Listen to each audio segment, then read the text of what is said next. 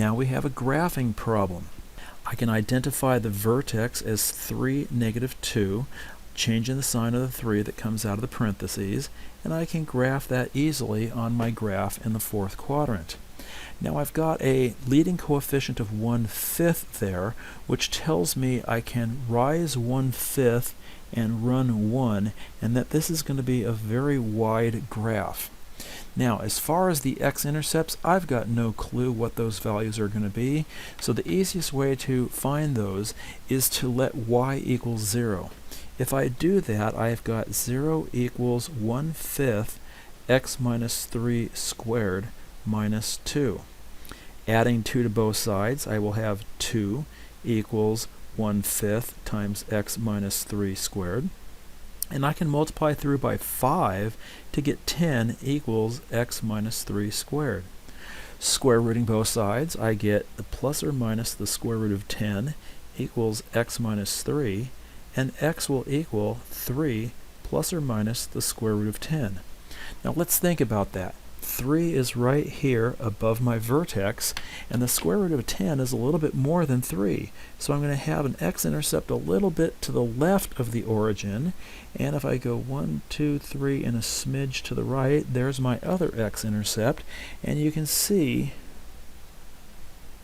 these values are consistent with the graph. And so specifically our x-intercepts will be 3 plus or minus the square root of 10, comma 0. Let's graph this next problem.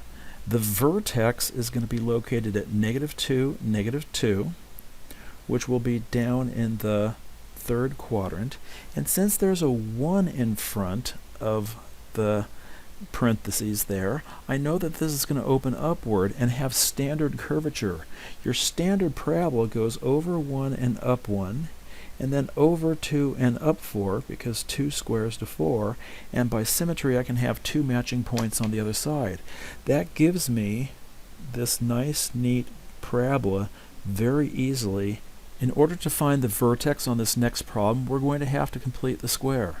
So let's begin by factoring the 3 out of the first 2 terms. This will give me 2/3 in front of the x, and slide that -7 over to the right.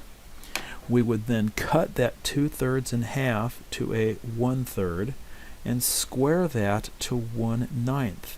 But that's really not 1/9 in the parentheses, it's really 3 times 1/9. 3/9 is 1/3 that we've added, so we need to subtract 1/3 to compensate. Completing the square, we will have x plus 1/3 squared with the leading coefficient of 3 out in front. Now this 7 over 1 should probably be thought of as 21 over 3. When we subtract, we'll get -22 over 3 as the y-coordinate of the vertex. So let's start with this at the top of our screen here. Our vertex is going to be at -1/3, comma, -22/3. Well, I've got this kind of slope of 3 in front, which means if I go 1 unit to the left to -4/3 and 1 unit to the right to 2/3, I can go up 3 along with that over 1. Up 3 means I'm going to be adding 9/3 to this to get me up to a height of -13/3. Okay, I don't think I want to do another fraction, so I think what I'm going to do this time, and by the way, that should be not, if I subtracted 3/3 and added 3/3, that's right. If I want to substitute 0 in for a value, that would actually be over here on this side. 0 substituted into the original problem is going to give me -7 as a matching y value. So 0, -7, its corresponding point on the left would be -2/3, comma, -7. Let's find the vertex on this next problem. I think I've left a y equals off of this equation. We'll have y equals 4/3, which we factor out, x squared plus, now let's think about this. We've got 5/3, which we're dividing by 4/3, which means we multiply by 3/4. These 3's will cancel, and we will have plus 5/4 x in the middle here. and we'll slide that negative 7/3 over. Okay, now let's see what we're going to do next. We're going to cut the 5/4 in half, meaning we multiply by 1/2. We'll have plus 5/8 on the next line, which will square into 25 over 64. I think again I need some scratch paper. What is this value? Well, it's really 4/3 times that. So when I have 4/3 times 25 over 64, the 4 and the 64 will cancel, and we'll have 25 over 48, which we've added, so we need to subtract 25 over 48 over there on the right. This is messy.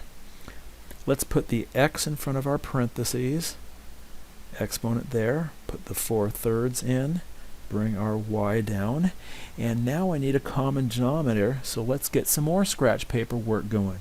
I've got negative 7/3 minus 25 over 48. I'm going to multiply the denominator by 16, to get to 48. So 7 times 16 is going to be 112, and I'll have a negative 112 in that numerator. Combining these together, I've got negative 137 over 48, and our vertex that we're looking for is going to be negative 5/8, comma, negative 137 over 48. Yuck. But luckily we're not being asked to graph it or find additional points on this problem.